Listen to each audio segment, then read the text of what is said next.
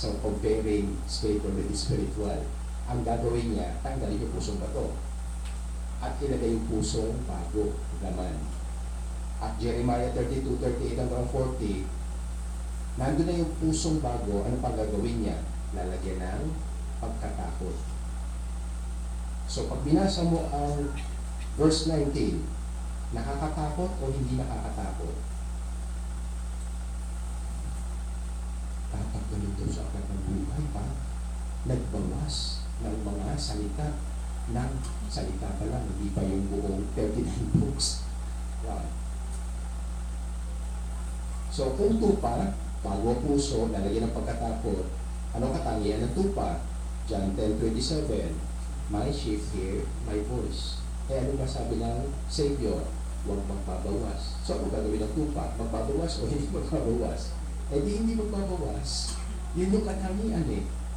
Kasi sabi nga, God is working in you both to eat and to do.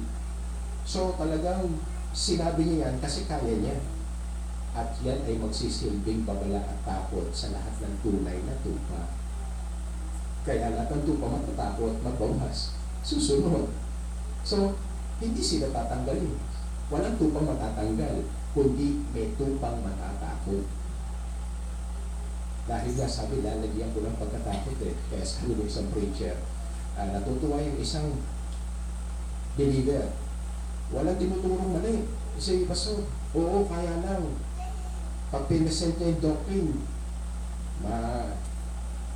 nananakot siya. Kasi yung assured na, ligtas na, nawawala pa ng assurance. Sa Sambales, nung pinaturo ng Panginoon yung doctrine ng Panginoon, sabi ng matandang pastor, nung ko lang siya nakilala, pastor, nag-born again ako ngayon. Nag-born again yung pastor sa Sambales. E di nakakatuwa, humble, kaysa naman doon sa 37 na ako in the ministry. Nagbilang ka sa palagay mo, tama yung 37 na yun. May score ka, eh yung mabibilang ang wala pang na talagang score sa Diyos eh. Yung mapagbilang. Bakit? By Luke 17:10, ano sabi?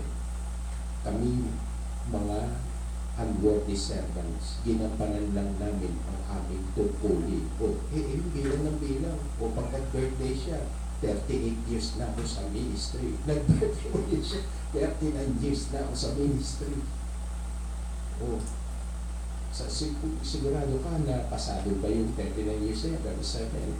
Kaya huwag mo na lang bilangin at ipaalam sa iba. So, tatanggalin niya sa Holy City. Yung ba akala tuloy nawawala salvation? Hindi. Tinawag ng eternal salvation to them who obey Him. Sa may katangian.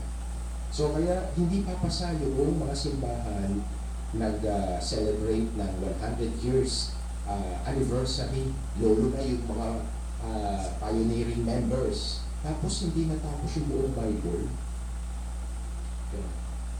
So, sabihin na natin, since 2000, tapos 2016, huwag na natin bilangin yung pangatlong tungtong natin sa Bible. Yun na lang sa dalawa. Halos 8 years pwedeng matapos yung buong Bible. Kaya yung mga nagse-celebrate ng kami ay 25 years na ang church namin ilang beses yun na-meditate yung buong Bible. Kailangan ba yun? Hindi ginagawa ng pastor namin yun Wala ko yung pastor. Tumanda na, 25 years, 50 years. Yung iba, centenarian na. Hindi pa natapos yung buong Bible. Ano lagi ang doktrina? John chapter 3. Born again. Romans 10, Romans Road, John 3:16. So next, ano pa susunod? Doon na umiikot. 1 John 1:9. Pag-ikot-ikot doon sa mga katitinglan na passage. Sinabi na all scripture is given. Ba't pa ibibigay yung all kung hindi dapat ituro lahat? Diba? Simple lang. Anong logic mo? Binigay pa yung lahat. Kinasiyap ng Holy Spirit. Tapos, mamili lang tayo. At hindi pa namili. Pumunta sa Christian bookstore, namili pa ng komentary. Hindi lalo na lumayo. Imbis na mag-focus, concentrate sa 66 books, Ayun, man-made. Ang tawag nga ng iba mga members. Naku, si Pastor, dilata na naman. Yung nakakaalam. Ibig kasi sabihin dilata, ready-made. Kasi mayroong mga homiletic books. Yung mga sermon outlines. Mga ready-made message. So kaya yung ibang matatagal na narinig ko rin sa isang pastor, pareho. So, title, points, sub-points, ito nasa libro. So, ready-made message. Hindi na yung mineditate, pinag-aralan, pinakita ng Diyos, ano yung subject dyan, ano yung mga puntos dyan, siya i-preach mo. Yeah. Kaya sabi tuloy nung isa, nung nandun pa ako sa kabila, dating grupo, siya yung preacher na nagsabi doon sa mga preachers sa Preachers Fellowship.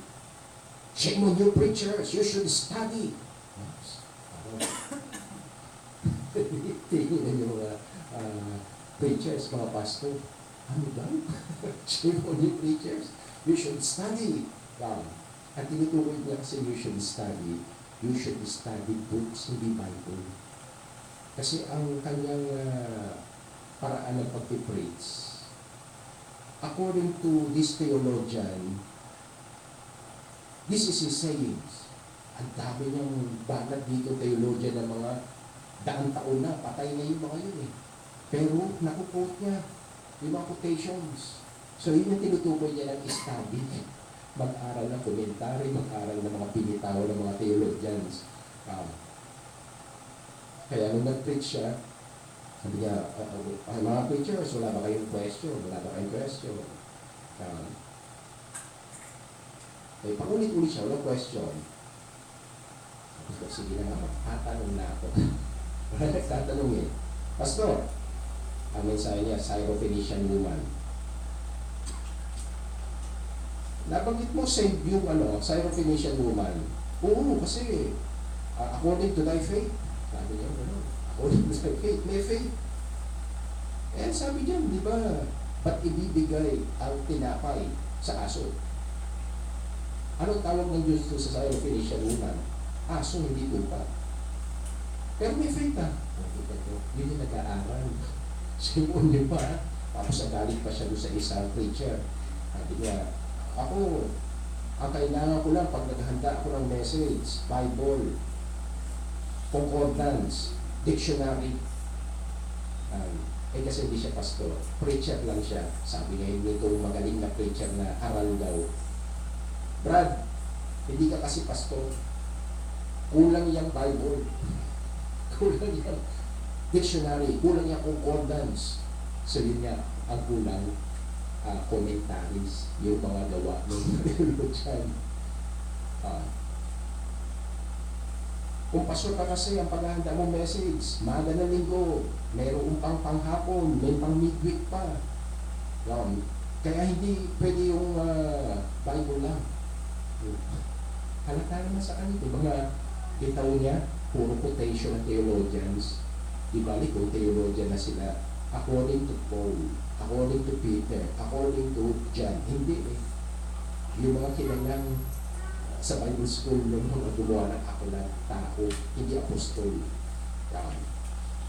So yun yung sinasabi niya, study. Shame on you preachers. Na hindi niya alam yung Syrophoenician woman, hindi tupa. Sa kanya ligtas. Pero bang aso na ligtas? Pag nagkita ang Panginoon ng talimhaga na aso yan, wala. Pero sa kanyang goodness, pwedeng bigyan niya ng kagalingan. Yung anak na inaalihan ng masamang spirito, pero hindi ibig sabihin, goodness. Sa Matthew 5, pinasisikat niya ang araw sa masama at matuwid. Ang ulan, ang benepisyo, binibigay niya sa masama at matuwid. Pero hindi dahil sa mahal sila. Goodness, hindi grace. Goodness of, yan, namili pa kasi. Wala na nga nagtatanong, paano siya i-confound ng Diyos, ipahiya, ay gusto niya, may magtanong. Yan, hindi na ako nakatiis. Dapat kasi susuloy ko na lang kaso. Kaysa mic, kaysa pulpito, talagang para bang wala pa kayong masasabi sa way of my preaching. Parang ganun eh. Sa totoo, meron. O yan, kapipilit mo. So, nanginag tuloy dahil sa issue na yun. So, yan po yung pagkakailangan sa mapapalad na ilang po ng Diyos, mga iuwi sa langit. Sila po ay galing sa maling mga doktrina, paniniwala, paglilingkod, pero kung anak sila, nakatadhana silang lumuwalhati, magbigay kasiyahan sa Diyos. Kaya unang-una na ikukorek ng Diyos sa kanila, doctrine nila. Kasi habang mali doctrine, hindi maluluwalhati ang Diyos. Beware of the leaven of the Pharisees and of the Sadducees. Dahil yan ay mabigat na timbang sa aking commandment sa law. Hindi lang justice, mercy, even faith. Yan. So tayo po itulungan ng Panginoon tuloy sa privilege sa pagsamba sa hapon ito sa mga awitin po muli.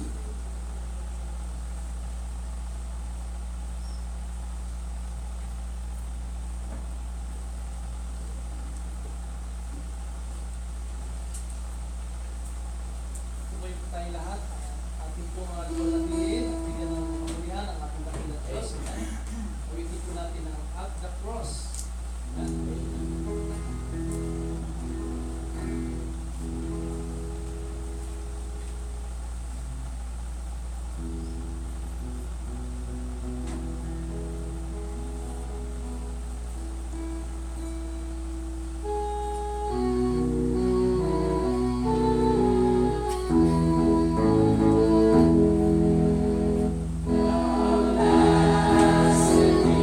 my Savior.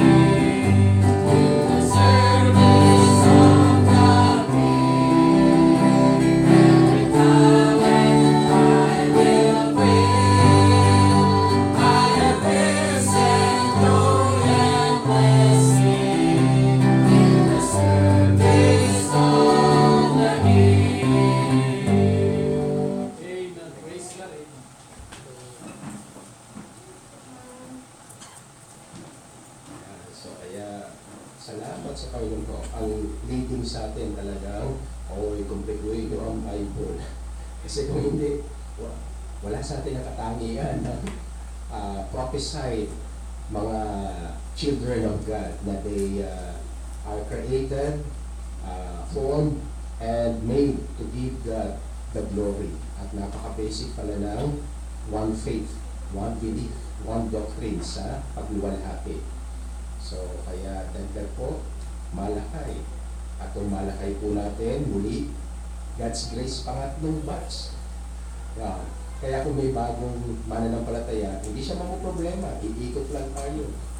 Pag siya ay naka-10 taon, 20 taon, siya nakakompleto na rin siya ng buong Bible. Kung bibiyaan siyang walang mga, sabi nga nila sa mga nangyayari, unfortuitous event, mga hindi mapigilan mga pangyayari, hindi makontrol. Yeah. So God's providence naman po, theologian term. So behold, I, God, will send my messenger. At nangyari po yung fulfillment ng prophecy na yan sa New Testament sa isang propeta. Yan, he shall prepare a people, prepare for the Lord, kay John the Baptist. Kaya lagi, ang word of God, heaven and earth shall pass, but my word, neither jot nor tittle shall in no wise pass, till all be fulfilled, kasi faithful ang Diyos. And he shall prepare the way before me. So, hindi pa yun yung Savior, kasi ihahanda niya palang ang landas sa harapan ko. So, John the Baptist yan. Para sigurado tayo na si John the Baptist yan, tingnan natin po sa Lucas.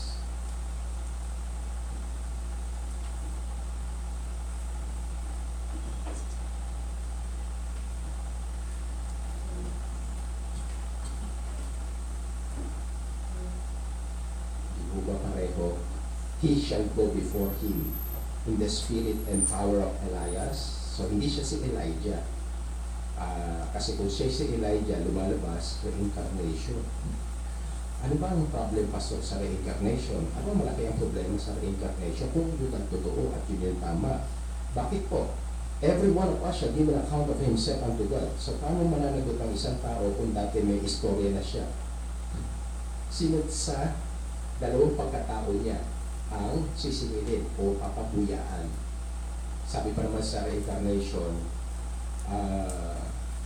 kaya yung pinabalik para may iayos o ano yung sisingilin sa kanya, yung henerasyon nung una niyang binuhay siya o nung pangalawang binuhay siya. Hindi pwede. Bubuksan ng mga aklat. Bawat nila lang may bawat ginawa. So kaya may conflict. So kaya sabi, in the spirit, yung iba kala, espiritu yan, mismo si Elijah yan. The power of Elias. But baptized ba si Elijah? Hindi. O di magkaibang personality. Diba? To turn the hearts of the fathers to the children and disobedient to the wisdom of the just. To make ready a people prepared for the Lord. So, si John the Baptist po yan. Zacharias said unto the angel, siyang yung tatay, yung nanay niya, pinsa ni Mary, ang tagal walang anak, pero dinilig na through John the Baptist. Binigyan sila ng, hindi yung matanda na yung high priest na yan. So kung high priest si Zacharias, tatay niya, siya ni John the Baptist, so lumalabas from the tribe of Levi, si John the Baptist. Kasi high priest yung tatay. From lineage ni Aaron. For I am an old man and my wife was stricken in age. So, gulat-gulat din sa kanya yun na magkakababy po kami. Di ba yun yung prayer nyo? Prayer nila yun eh. Di ba sa mabang panahon? Ngayong sinasagot na para bang totoo po. Sa sobrang tagal. Para bang nawala na sa isip na pinagpipray nila nung kabataan nila. So siya po yun, si John the Baptist, ang tinutukoy sa Malakay.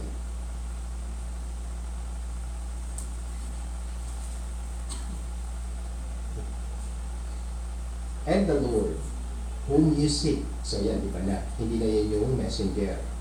Yan na mismo yung Panginoon. So yung Son of God, the Savior. Whom ye seek shall suddenly come to His temple. Kanya yun eh. Kaya nga, two or three gathered in my name, I am in the midst. upon this rock I will build my church. Kanya yun. Kaya siya lang ang dapat na nandoon. Even the messenger of the covenant, syempre, magpapang-abot sila. Mensahero at siya rin po, God's messenger, yung mensahe ng Ama, i-rehearse na rin sa mundo. Whom ye delight in, behold, he shall come. So, incarnation of the Son of God, saith the Lord of hosts. But who may abide the day of his coming, and who shall stand when he appeareth? Siyempre, ibang henerasyon na po ito, Malakay, before Christ. Ang panahon ng Panginoon, Anno Domini. So, in the year of the Lord, may pagitan pa sila ng silent years na hindi sila kinakausap ng Diyos, yung between Malakay at Matthew. Kaya tuwan-tuwa sila nung merong sumulpot na John the Baptist. Para bang na-miss mo yung mensahe ng Diyos. Kasi daang taon. And like fuller soap. Pero yung Panginoon na pupunta, sabi niya nga, meron kayang makakatindig, mananatili, dahil pagbalik niya, sabi, para siyang apoy na dumadarang at nagpapalabas ng tunay na quality kung ginto. Kung hindi, ay di pagsa. Merong katangian ng bilang sabon. Para saan ba yun? Sabon, panglinis. Kaya hindi pwedeng positional, talagang idadarang sa apoy at sasabunin.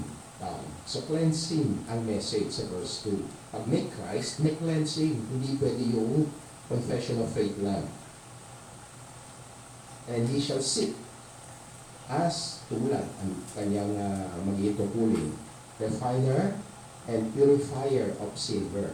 So ibig sabihin, silver na sila. Pakikinangin pa, padadalisayin lahat ng kung anumang mga elemento na hindi kasama talaga dun sa silver na dapat maalis yung mga dungis noon, tanggal sa apoy yun. Sa mga alahas, hindi lang nga apoy yun. Meron pang asid para luminis yung kanilang gagawing alahas. Kaya nga ang sama ng dapat ko kayong padalisayan.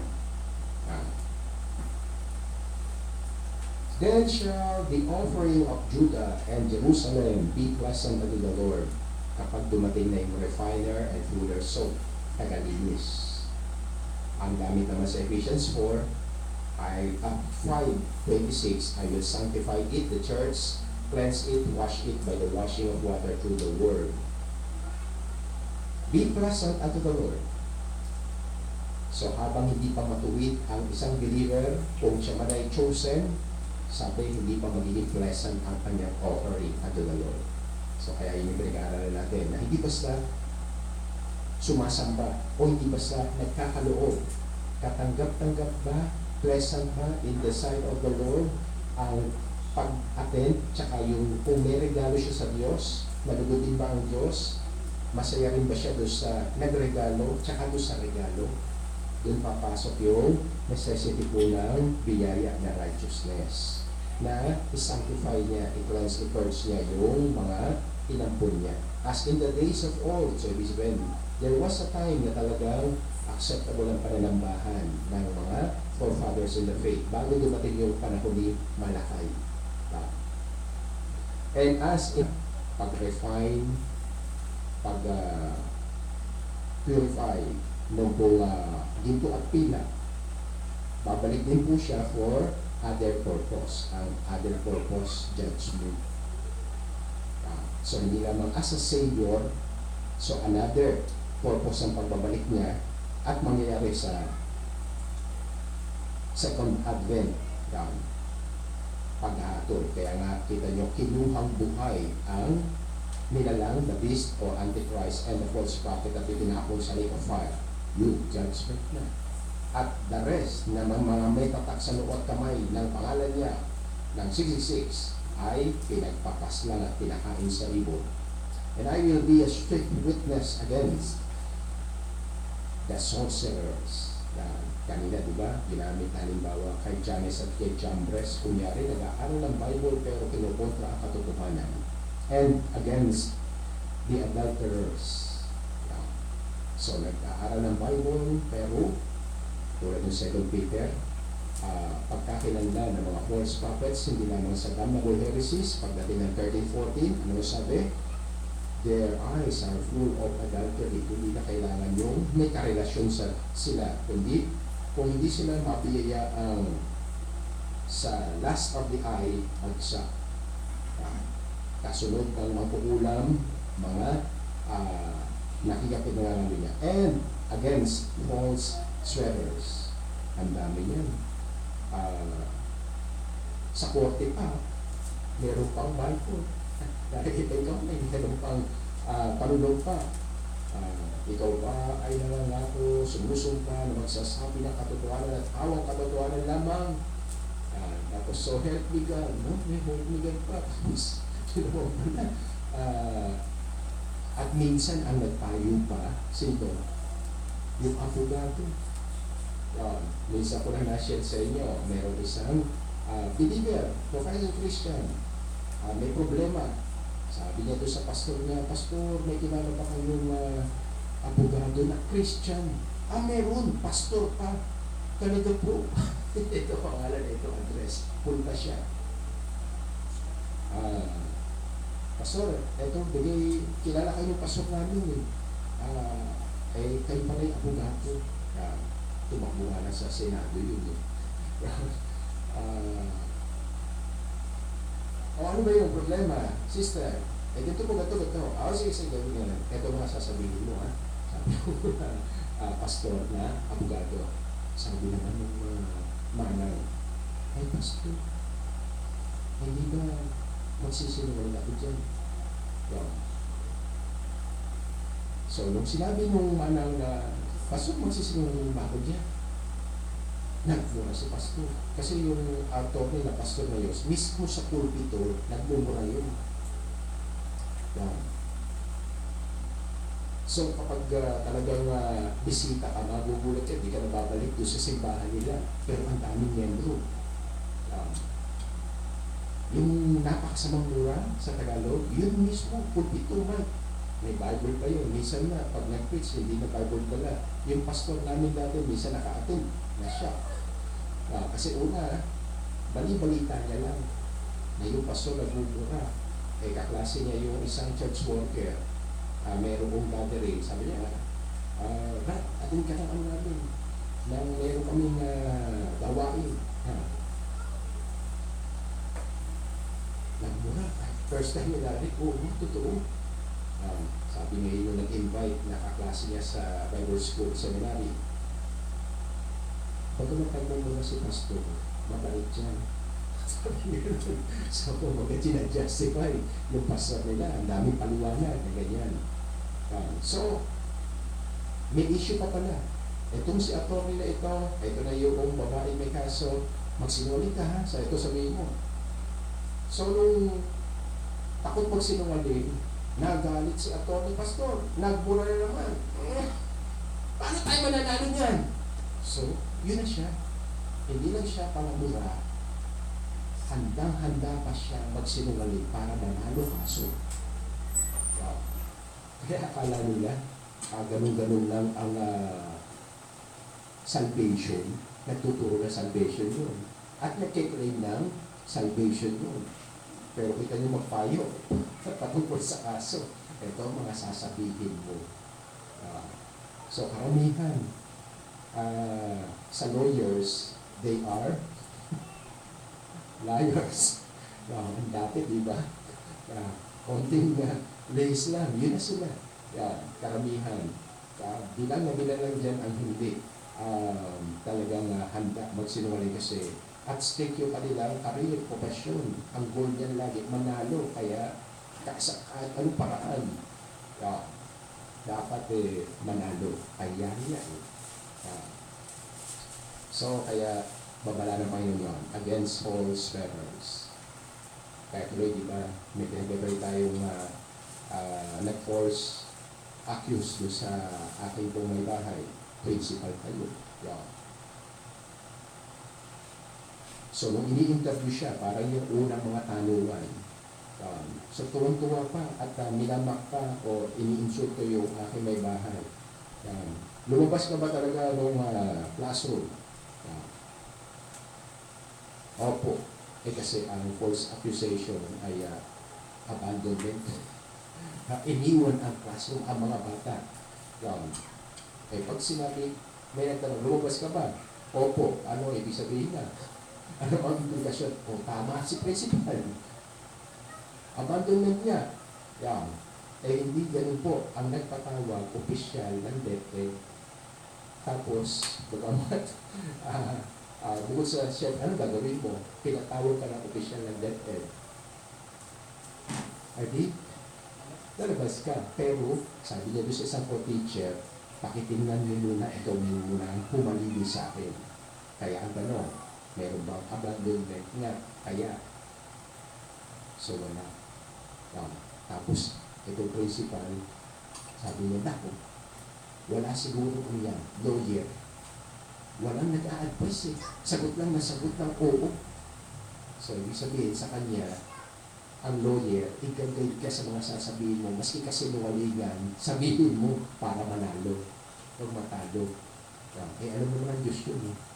Kaya nga, follow up siya ng follow up sa DepEd kung saan na yung final kong kaso doon sa teacher. Wala siyang nakuha hanggang ngayon, nagtagal na yun. Hindi pinapatunan yung naasikaso sa DepEd, sa division office yung kaso. Bakit? Patagal mo yung attorney na nagpatawag eh. So, maiipit siya kapag kinilingan niya itong si Indian principal. Dahil may iba ng saksi doon na pinatawag niya po. So, yun ay tumigumulo. Yung pa siya pinal na kaso. Matulad pa siya kay Haman eh. Yung victim ang pinagawa niya kay Mordecai. Siya mga victim. Hindi niya alam naman yun. Di ba tayo nakakaalam nun? That's not my noted. The way prophets no harm. Babalik ko sa inyo yung kayo ang malalaglag sa sariling bukay na pati bunyo sa mga prinsipyo ng Panginoon. So yan, false swearers. Kakita yung principal. Tapos meron pang dalawang master teachers. O gumawa kayong affidavit na lumabas yan. Ito nga naman. Yan. Kaya hindi tuloy makatingin ng maayos at makangipit. Bakit? Sila lumalabas sa sinungaling yun. Bilo yung master teacher. Ano yung mga title kung sinungaling lang naman? And against false swearers and against those that oppress the hireling in his wages. So, lagot yung mga employer na pinapahirapan daw sa mga sweldo yung employees. The widow, bukod dun sa hireling, yung mga empleyado, mga balo, fatherless, so kumbaga mata-cover, lahat na lang ng mahirap ino-oppress. Yan, pinuput down mula sa kanyang empleyado, mula sa mga balo, mga ulila, and that turn aside the stranger from his right. Estranghero naman yan eh. Huwag na natin ibigay kung anong karapatan niya. Yan. And fear not me. Yan. At syempre, ang dulo, punot dulo, culprit, hindi kasi takot sa akin yan, kaya humanda kayo. Hatulan ko kayo. Saith the Lord of hosts. For I am the Lord, I change not, therefore these sons of Jacob are not consumed. So, nag-shift naman siya kasi totoong mayroong mga tinirang according to the election of grace sa Israel. So, kung mayroong mga kasamaan sa Israelita, bakit hindi pa nauubos yan? Simple lang, may mahal pa Diyos. Pag may mahal, hindi mauubos. Mayroong remnant. Even from the days of your fathers, you are gone away from mine ordinances and have not kept them. Return unto me. Magsibalik na kayo. Dalawang klase. Magsibalik, tsaka ibalik nyo na. Dalawa yung return dyan. And I will return unto you. So, kung babalik kayo, Mag-meet tayo. Magkakatagpo tayo, babalikan ko kayo. Kung may ibabalik kayo sa akin, so mapalad kayo kasi may ibabalik din ako sa inyo. Say the Lord. Kaya confused sila dun sa statement na yun. Ano raw?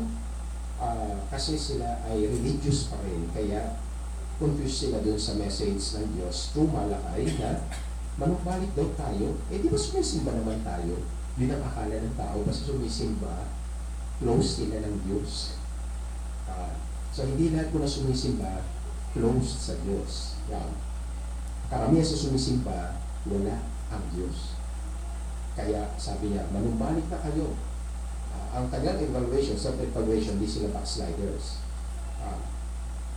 Kaya sabi niya, wherein should we return? Ito yung Sabat, nasa templo tayo. Gusto niyo malaman? O sige, i-reveal ko sa inyo na oo, present kayo. Pero wala kayo. Present na wala. Will a man rob God? Loloobin ba? Paplanuhin? Gugustuhin ba ng isang nilalang na magnakaw sa Diyos? Siyempre, sagot, uy, mahiya ka naman, Diyos na nga eh. Hindi ka natakot, Diyos yun. Nanakawan mo? Siyempre, sagot ng tao, hindi. Pero, unaware siya, niloloob ko, ninanasa o hinahangat na talagang agawan, nakawan ang Diyos. Yet, you have robbed me. So, hindi lamang gugustuhin ba, ginagawa na raw. Sa totoo lang, inyo na akong nilalakawan, inaagawan. Kaya dalawa yung return.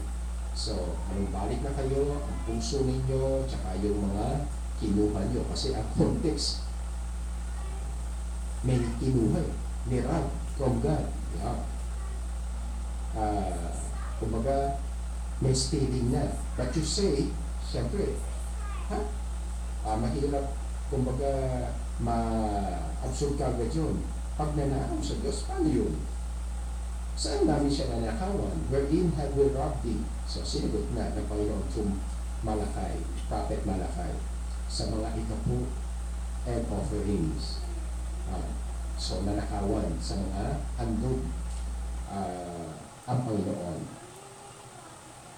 So, alam niyo ba, dahil sa inyong pagnanakaw, kaya kayo ganyan, bakit may mga sumpa sa buhay ninyo? Yan yung sagot, yan yung ugat, yan yung dahilan. You are cursed with a curse. Sinumpa kayo ng isang sumpa dahil lamang sa pagnanakaw niyo. So, tithes and offerings, even this whole nation, whole Israelites. So, massive, hindi lamang isa ang gumawa, marami. Bring ye all the tithes into the storehouse.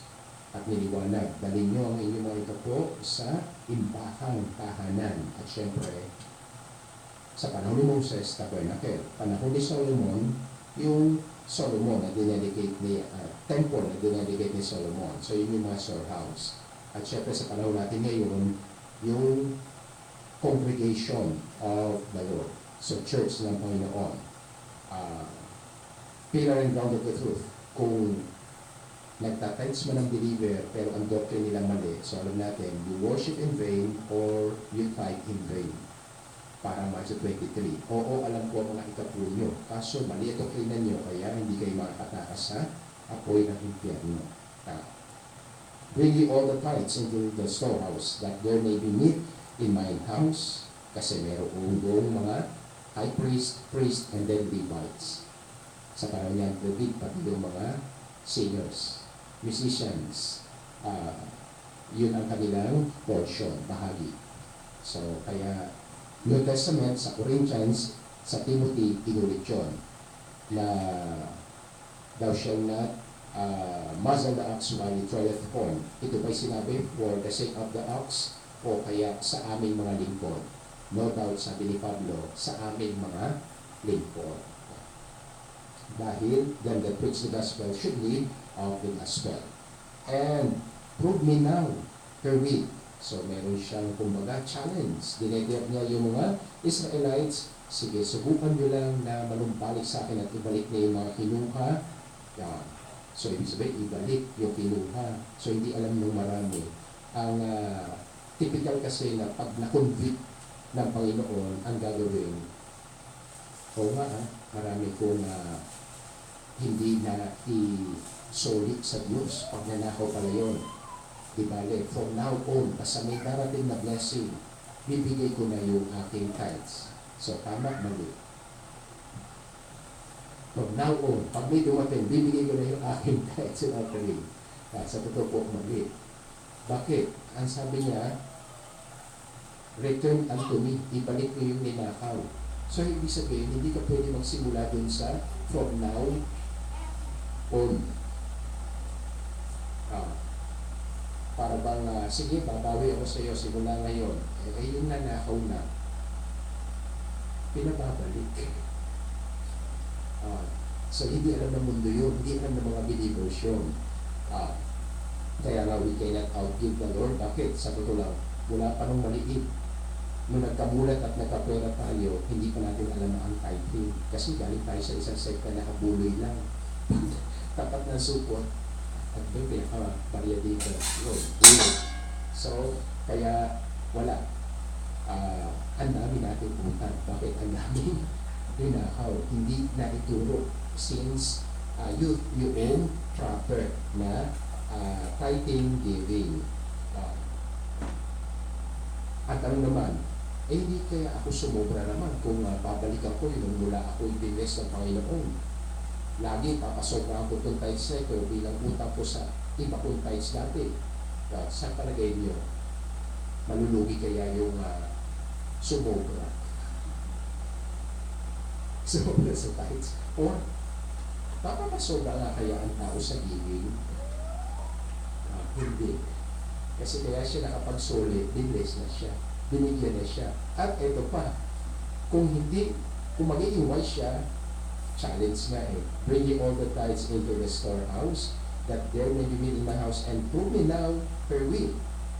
Saith the Lord of hosts, if I will not open you the windows.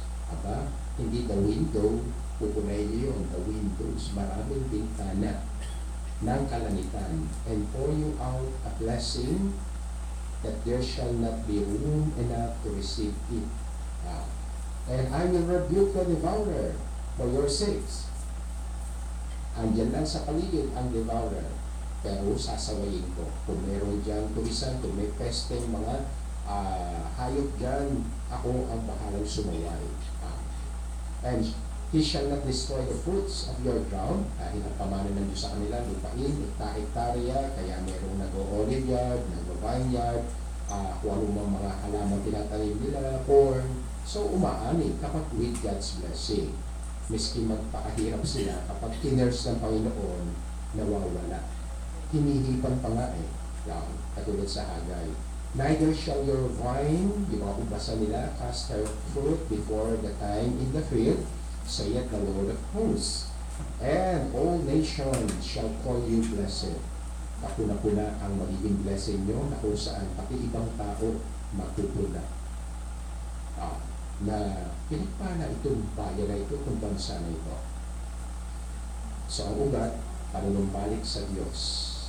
Hindi pa sa pagsama sa Diyos, yung tunay, panunumbalik at damay lang yung tithes and offerings sila. For you shall be a delightsome land, saith the Lord of hosts. Your words have been stout against me. So ito naman yung other problem nila, spiritual, na mali sa kanila. Saith the Lord, yet you say, what have we spoken so much against thee? Kanina sabi mo, ninakawa ka namin. So na-enlighten sila. O nga, hindi pa natin binabalik yung mga dati. Yan. Kaya kung gagawa tayo ng panibago, talagang tama ang Diyos. So ito naman, kagulat-gulat na naman sa kanila yung pag-review, mayroon kaming nasabing masama sa inyo. Yan. You have said, it is vain to serve God. Yan ang nakararating sa Panginoon. Bakit ba ako sisimba? Ano mapapala ko? Ano ganyan tao? Anong mapapala niya? So alam natin may mapapala. Pero yan ang nature ng tao na ang feeling niya talaga by nature, wala namang napapala sa pagsimba. Kasi kung talagang by nature may napapala sa pagsimba, di parang ano to, yung ano ba yung pinagkakaguluhan kapag yung mga game show, di ba?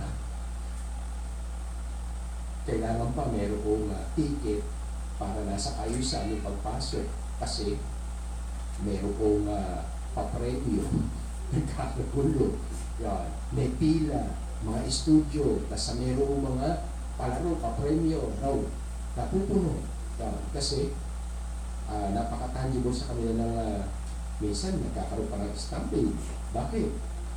Kumalat yung balita, basta maka-attend ka, makakakuha ka ng 5,000, basta maka-attend ka, makakuha ka ng 10,000. Yun. Dahil ang tao, dun after sa mapapala, hindi doon sa magpasalamat sa Diyos, dahil sa napapala, lagi gusto puro kabig-kabig. Hindi niya lang, may testing muna.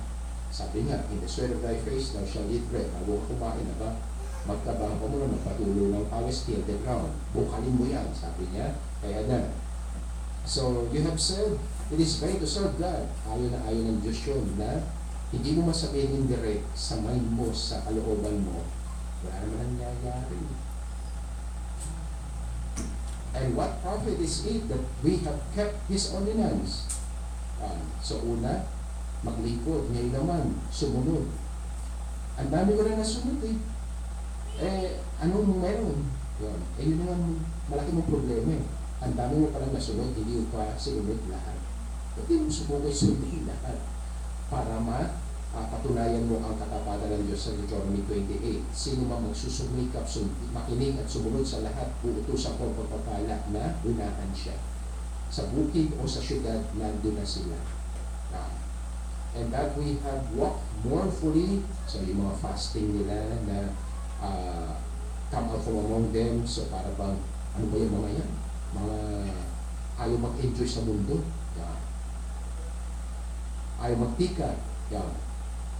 Once ano lang yan, once a year, pag Biyernes Santo. Huwag tayo kakain ng baboy.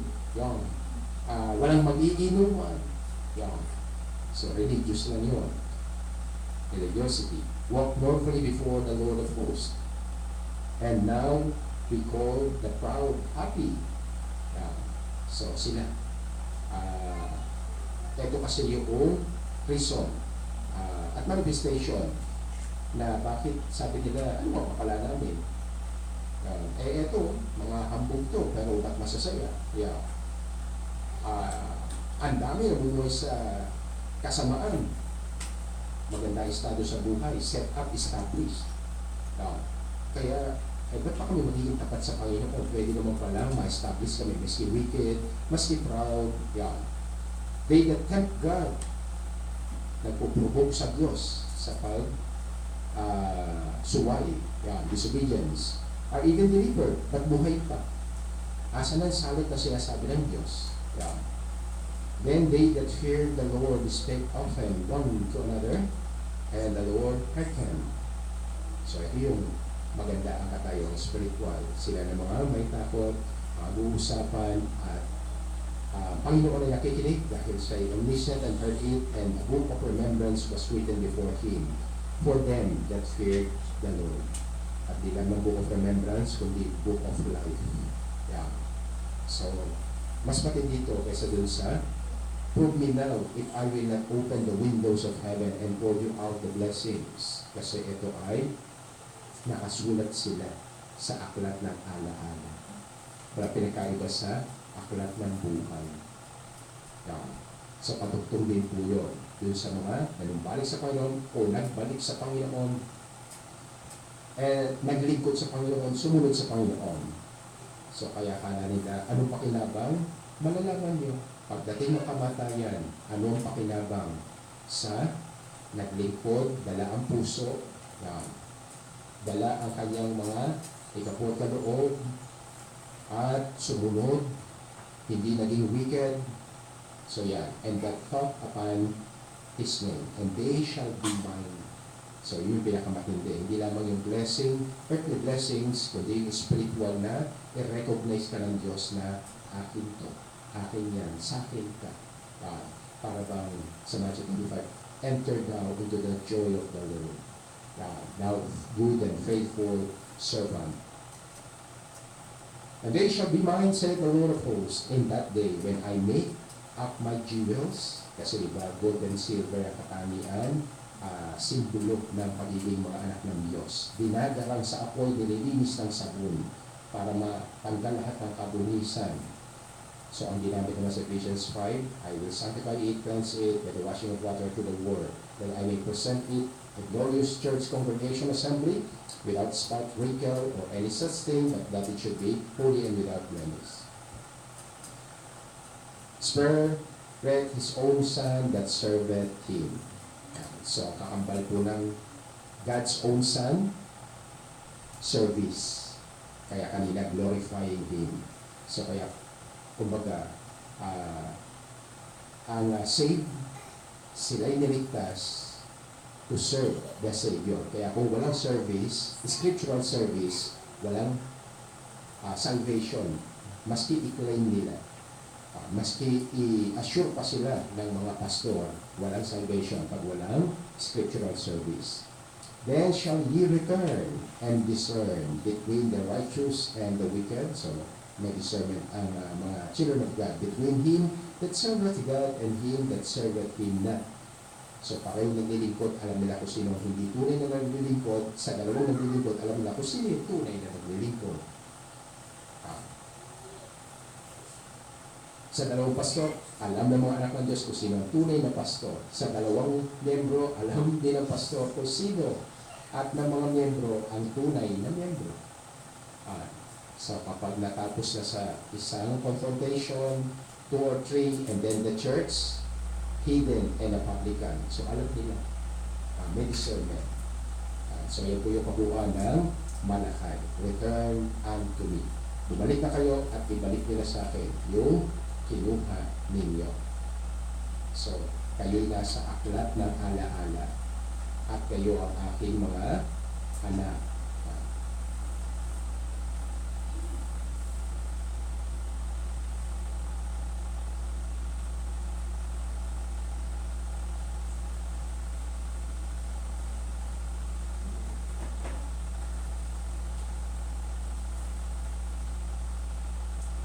For I, Apostle Paul, have received of the Lord an ordinance, Lord's Supper, Lord's Communion na ordinansa, that which also I delivered unto you.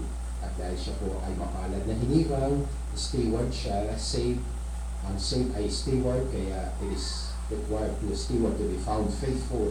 At ang sabi ng Panginoon, teach them to observe all things whatsoever I have commanded you, and lo, I am with you always. That the Lord Jesus, the same night in which he was betrayed by Judas Iscariot, took bread. Feast of the Passover po noon. Isang linggo yun. Halos alalahanin nila ang pagliligtas sa mga panganay. Walang namatay sa Israelite sa mga panganay, pati sa hayop nila. Pero sa Egypt, lahat ng panganay, simula sa panganay ni Pharaoh, pinatay ng Diyos. Pati mga alagang hayop, basta panganay, pinatay ng Diyos. Pinadaan yung death angel. Ang sabi ng Panginoon, yun lamang may tugok sa hamba, sa doorpost, ang lalagpasan ng death angel. At syempre, hindi naman believer ang mga Egyptians, hindi nila ginaya yung mga Israelita na nagpatay at nagwisik ng dugo sa hamba ng pintuan. So yun ang sineselebrate ng mga Hudyo na Feast of the Passover. Nilagpasan sila ng death angel, ang pamilya nila. And when he had given thanks, he brake it and said, take and then eat. This is my body, sa simbolo, which is broken for you. Kasi ang Panginoon, walang kasalanan. So kaya yung libadura, malis ang wickedness ang tinuturo, wala siya lang. This do in remembrance of me. Bilang pag-alaala sa katawang sinakripisyo niya. After the same manner, also he took the cup when he had supped, saying, this cup is the New Testament in my blood. This do ye as oft as you drink it in remembrance of me. For as often as you drink this bread, dahil yung Feast of the Passover once a year, Abib, ika-14, pero pag Lord's Supper, as often, mas madalas. And drink this cup, you do show the Lord's death till he come. Pinakain niyo church, iglesia, ang kamatayan ng inyong Panginoon hanggang sa kanyang pagbabalik. Wherefore, whosoever shall eat this bread, unleavened bread, and drink this cup, you fruit of the vine, katas ng vino o grape wine of the Lord, unworthily, hindi karapat-dapat, hindi kasiya-siya sa mata niya, shall be guilty of the body and blood of the Lord. But let a man examine himself, or believer, baptized believer, examine himself, and so let him eat of that bread na sumisimbolo sa katawan ng Panginoon. Drink of that cup na ang laman ay wine, fruit of the vine, or grape wine, sumisimbolo sa kanyang dugo. But he that eateth and drinketh unworthily, eateth and drinketh damnation to himself, not discerning the Lord's body, or giving reverence, holy respect to the body of the Lord. For this cause, many of the baptized believers na worshippers partake ng Lord's Supper, pinadala ng Panginoon ng kahinaan, weak and sickly, karamdaman among you. So, hindi lahat ng hina at nagkasakit, meron lamang na maraming nanghina at nagkasakit. At ang nakakatakot yung mga baptized believers na binawian ang buhay, and many sleep dahil sa unworthiness. So kaya kung mayroong doctrine ng unworthiness, may damnation, may judgment, ano po ang basis ng Panginoon sa unworthiness?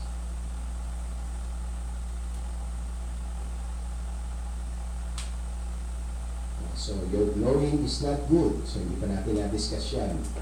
Glorying muna sa tamang them that worship Him must worship Him in spirit and truth. Sa truth muna, doctrine, sa faith. Ito iba pa. Sino yung tunay ng mga anak? Niluluwalhati nila ang Panginoon sa tamang pagluwalhati, mabuting pagluwalhati. So, know ye not that a little leaven, leaveneth the whole lump, purge out therefore the old leaven, that you may be a new lump, as you are unleavened, for even Christ our Passover sacrifice for us. Therefore let us keep the feast, not with old leaven, with the leaven of malice, unrighteous thoughts, evil thoughts. Kaya nga Isaiah 55:7 natin, let the wicked forsake his way, and the unrighteous man his thoughts. Pareho lang ito, mensahe rito. May dagdag pa nga na, and let him return unto the Lord. Pareho din ang Malakay. Yeah. Kasi isang espiritu lang ang mensahe ng Diyos. And I will have mercy upon him, sabi sa Isaiah. And wickedness, but with the unleavened bread of sincerity. So walang hypocrisy. Kung ano yung nakikita mo panlabas, dapat yun din ang nakikita ng Diyos sa panloob. Kasi ang Diyos din niya madadaya. Yung miyembro madadaya sa hypocrisy. Kaya sabi, para maging maganda, katanggap-tanggap ang pagluwalhati nyo, dapat sincere kayo.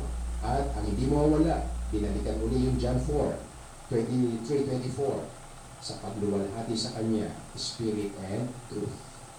So, babalik na naman yung pangangailangan natin ng guidance, presence ng Diyos at ng salita ng Diyos. 66 books, all scripture is given. I wrote unto you in an epistle letter not to company with fornicators, yet not altogether with the fornicators of this world, or with the covetous, or extortioners, or with idolaters. For then must your needs go out of the world, witnesses, ang mga hinirang. Kaya hindi sila pwedeng mag-isolationist. Meron kasing mga grupo, religion na ang turo para maging katanggap-tanggap sila sa Creator at saka sa Judge. Kailangan nila mag-isolate, kailangan nila magbundok, kailangan nila magmunghe. Dapat nasa loob lang ng kumbento o kung ano man yung lugar ng kanilang pananambahan sa templo, doon lang sila, huwag lang lalabas.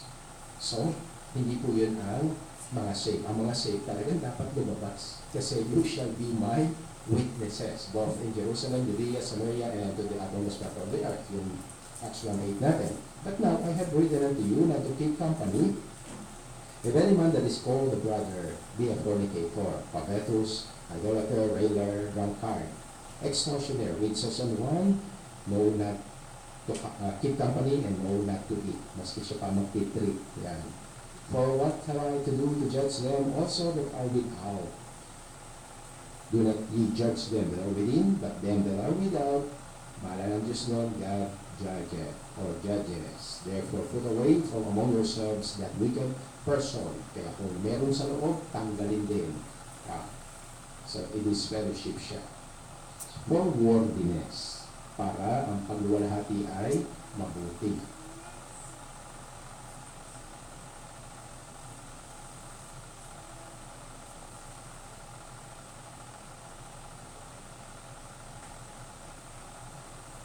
So, other passage na nagtuturo po ng standards ng Panginoon sa worthiness, ibang level. Level up na siya. Tapos na sa malice, wickedness. Ito pa ang iba. He that loveth father or mother more than me is not worthy of me. So, hindi na immorality, impurity. Devotion na, dedication ng puso. Sino mas mahal mo? Tatay mo, nanay mo, na higit sa akin, o dapat ako ang mas mahal mo kesa sa kanila?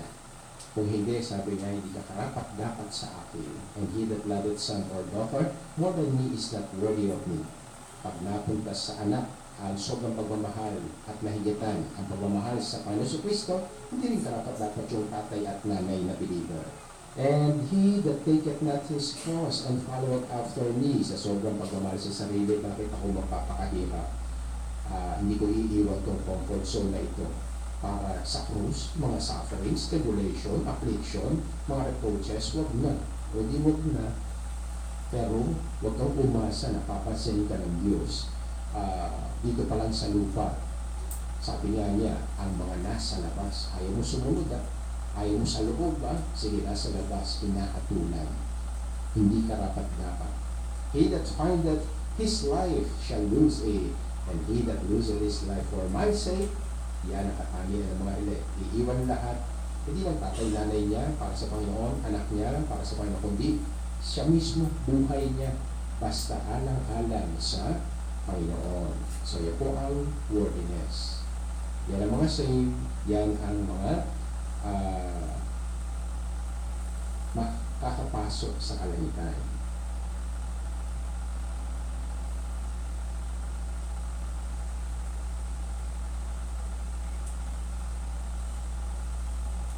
So, bukod pa po rito, mas na-enhance pa, mas naging konkreto pa yung Matthew 10 sa instance po at doctrine na ito.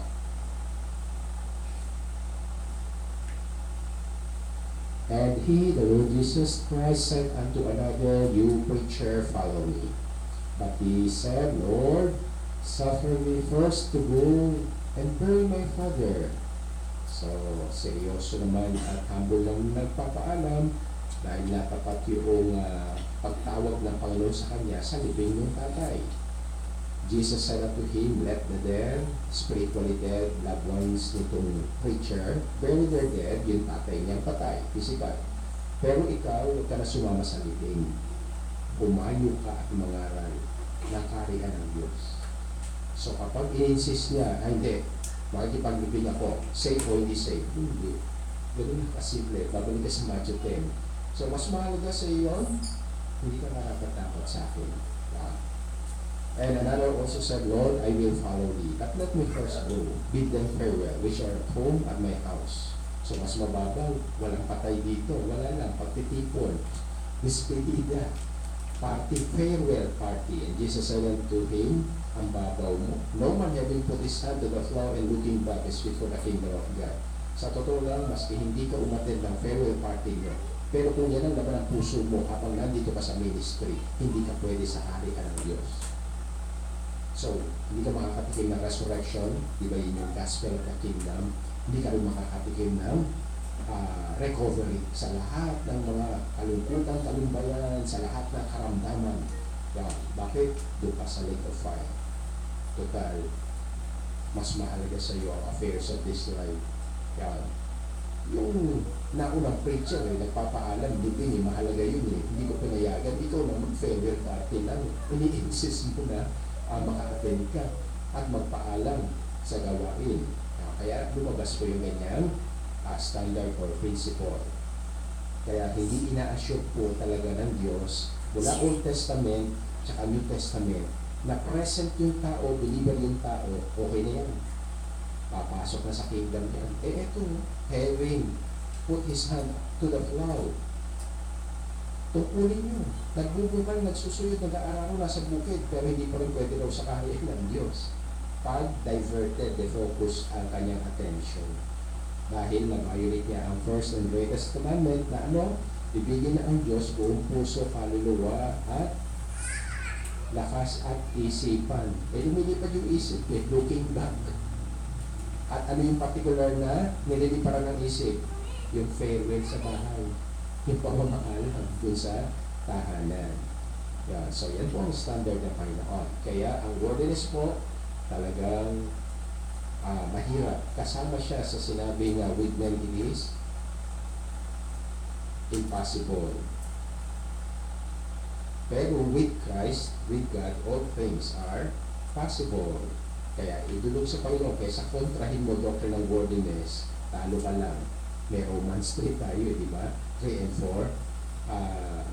Ang Diyos ay mananatiling totoo at ang tao ay sinungaling. Kaya kung hindi man sila maniwala, hindi mapapawalang bisa ang aral ng Diyos. So, talo pa rin ang tao. Kung hindi niya paniwalaan, totoo pa rin yung sinabi ng Diyos.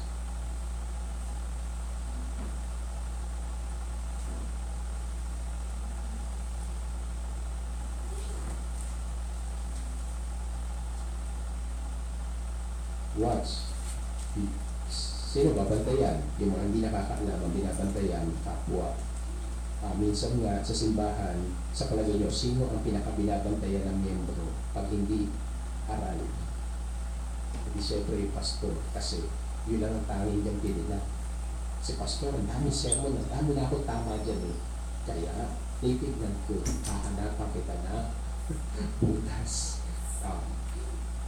Pero dito alam natin, pag sinabing watch yourself. Parang sa 2 Corinthians 13:5, examine yourselves. Kanya-kanya. Bakit? Kayo ang mananagot sa inyong sarili sa Diyos, kaya ba't mo paiintindihin yung iba? So, watch yourself. Therefore, at check. Pag nireveal sa'yo ng Diyos ang standards niya, matatakot ka, pero hindi ka mawala ng pag-asa kasi sa Diyos may biyaya. Kaya kasunod, pray always. That you may be accounted worthy to escape all these things. Ano ba kung maging unworthy ako? Sinabi na nga kanina, hindi ka papasok sa kaharian. At kung hindi ka papasok sa kaharian, bago ka lumisan sa lupa, hindi ka naman makakatakas sa kaharian. Great tribulation, great affliction, ang buong dinidiscuss sa Luke 21. Bago mag-rapture, mayroong salot kalamidad na hindi pa naranasan ng buong mundo, hindi pa naranasan ng Egypto. Lumagpas pa siya sa 10 plagues na naranasan sa Egypt ng panahon ni Moses. Mas worse pa ang nakatadhanang mangyari sa mundo. Hindi lang digmaan, mga salot kalamidad. So sabi, kaya mag-pray kayong lagi na kayo ay gawin. So, gawin. So, if merong tutulong, may ibang gagawa. May be accounted worthy to escape all these things or curses, tribulation, affliction, makakatakas o kayong tamaan ng galit ng Diyos that shall come to pass and to stand before the Son of Man. So, yun yung tinutukoy naman na rapture. Makatayo pagbalik niya, sasalubungin sa kalangitan o sa halapaab, sa ulap. So, rapture ang tawag ng mga theologian. Ibiligtas dun sa parating na great affliction, great tribulation, para maligtas, kukunin.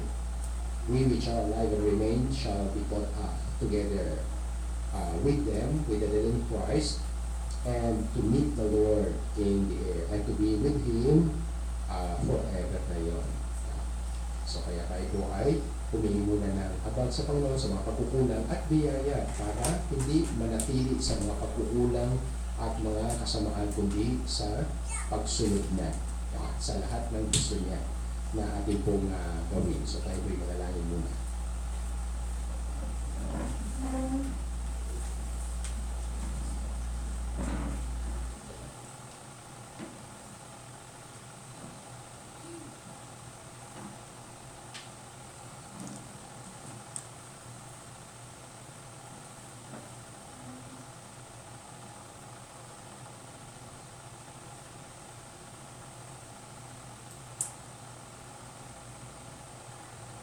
Maraming po salamat po rin kayo ng Diyos sa biyaya na kami po yung tinutulungan, mapapatuloy ng mga kadalo sa mga pagtitipon para nambahan.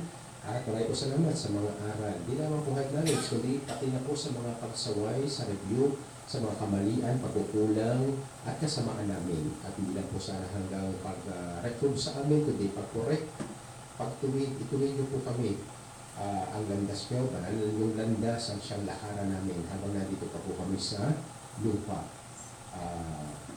Kami, katawan namin, puso, isipan namin ay bumalik sa inyo, manumbalik, anong mga kinuha namin na sa inyo, ibalik din namin sa tulong po ng Holy Spirit.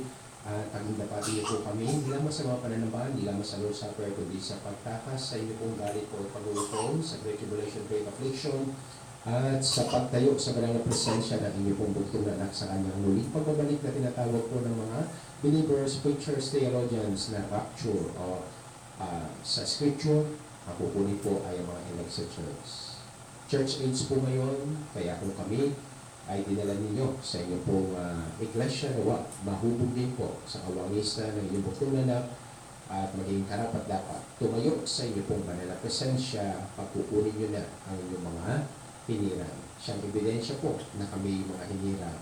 Ang worldliness, no malice, no wickedness, no leaven of wrong doctrine, no leaven ng unrighteous thoughts.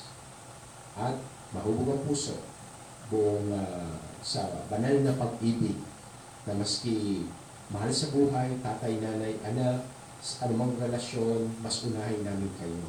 Mabag po kayo sa amin, siya po maging pagbubog ninyo sa aming buhay pananampalataya. At muli po, ang Lord's Supper, iyan niyo po kami na maging karapat-dapat din sa pananambahan. Sama-sama po namin, dalangin ang lahat kasama ko sa lang papuri, sa ngalan po lamang ng butong anak, aming Panginoong Heso Kristo. Thank you, Lord.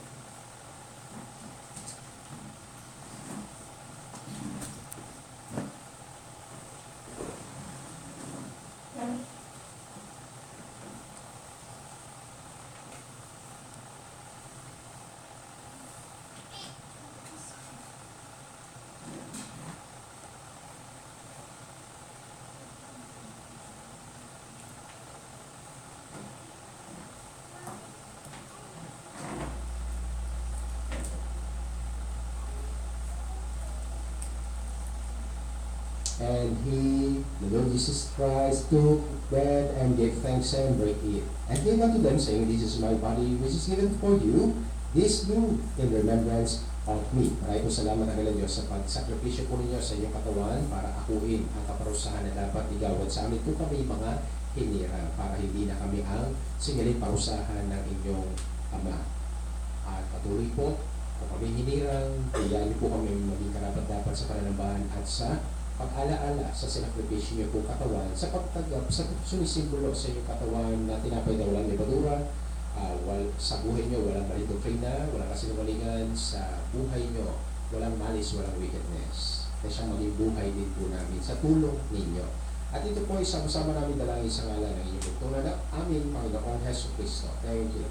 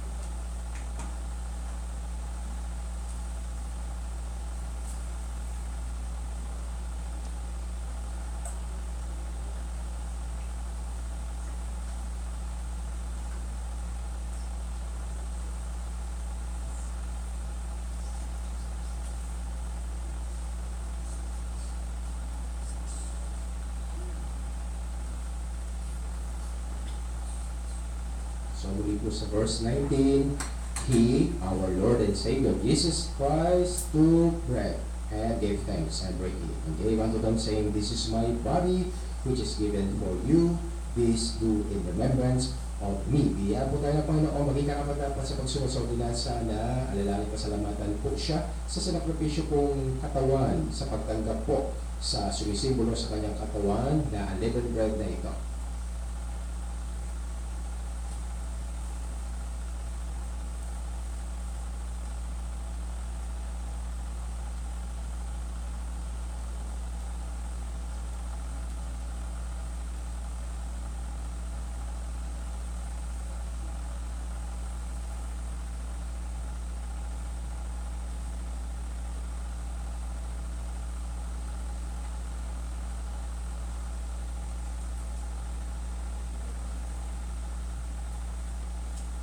And He, once again, our Lord and Savior Jesus Christ, took the cup and gave thanks, and gave it to them, saying, Drink ye all of it.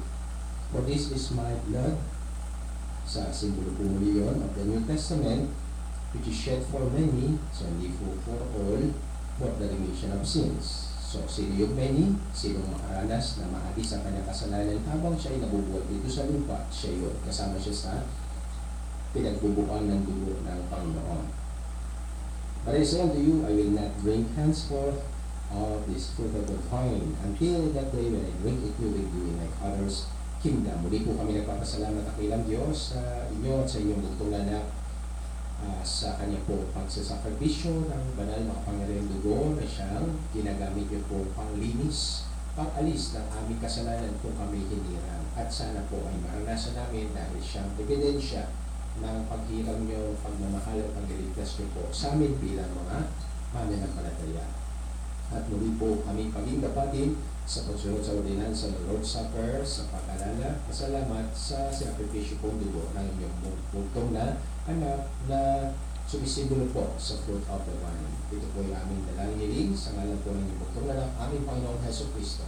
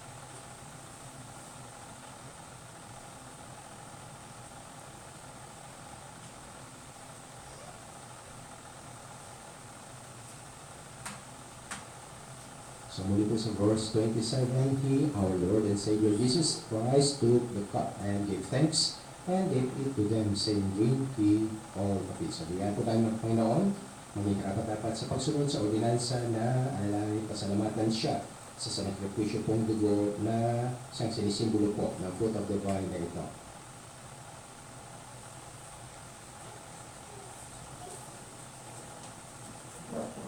Verse 30, when they, the Lord Jesus Christ, together with his apostles, had sung an hymn, spiritual song, they went out into the Mount of Olives. Bago rin po tayo maghiwa-hiwalay at kayo ay dali ng makaingatan nawa ng Panginoon sa inyong mga tahanan, bigyan pa po tayo ng Panginoon na makasamba, makaawit, to glorify Him sa isa pang hymno o awiting spiritual.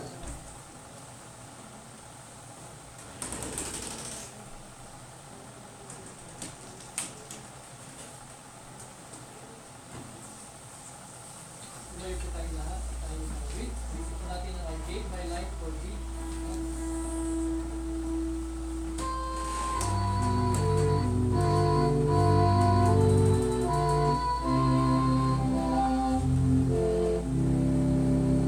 I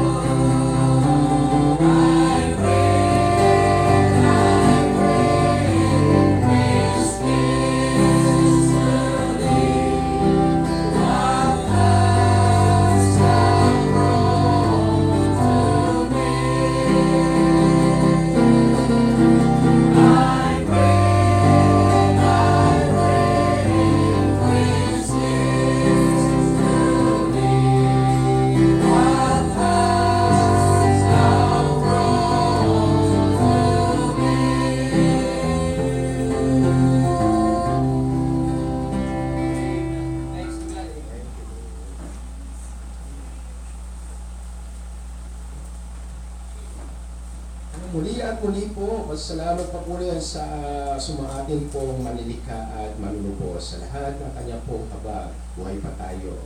At biyaya, mga tinatanggap at tinatanggap natin at patuloy niya po tayo tulungan maging good and faithful, fruitful, productive at profitable stewards of all His blessings. For us, to give Him back all the glory, praise, honor, and pleasure dahil din po ang mga anak created for His glory, formed and made for His glory. So grace lang po yun. So yata naman po kayo na